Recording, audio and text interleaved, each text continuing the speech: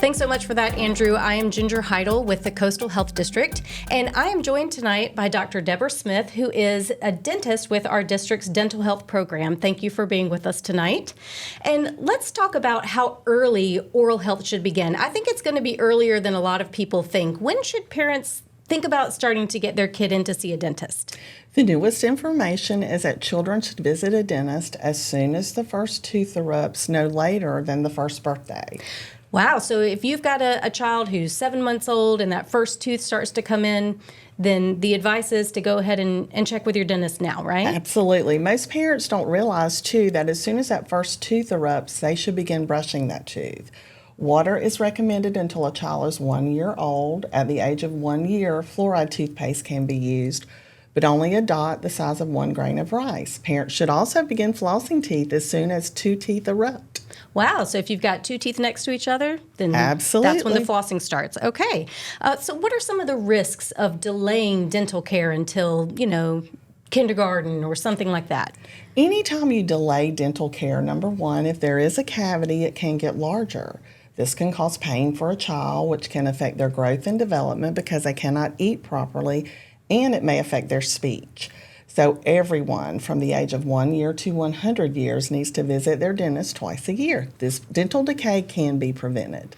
Okay, and along those lines of prevention and dental care, so you run a children's dental clinic at the Chatham County Health Department on Eisenhower Drive. Yes. What sorts of issues do you see in your clinic on a regular basis? I see cavities that are caused by high sugar consumption and a child not brushing or flossing every day.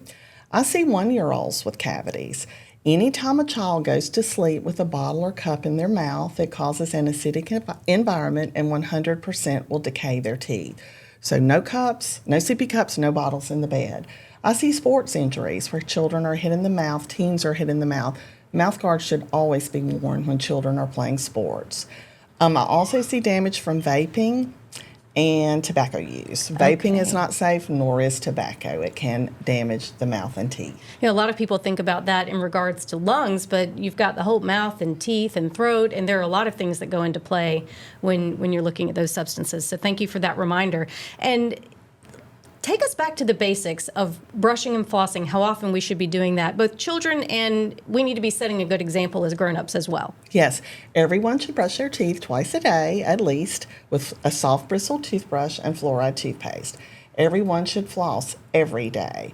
I believe parents should help children with brushing and flossing until they're 10 or 11 years old. It's also important to remember to replace your toothbrush every 3 months. If the bristles are worn sooner than that, and if I get a virus or a flu, I always recommend that we change our toothbrush. Okay, and what role does nutrition play in dental health? Nutrition is very important. Our mouths have bacteria. Anything that has a lot of sugar, you feed the bacteria, then the bacteria produce acid, and that is what damages tooth enamel. So we always stress low sugar consumption. Water or plain milk to drink.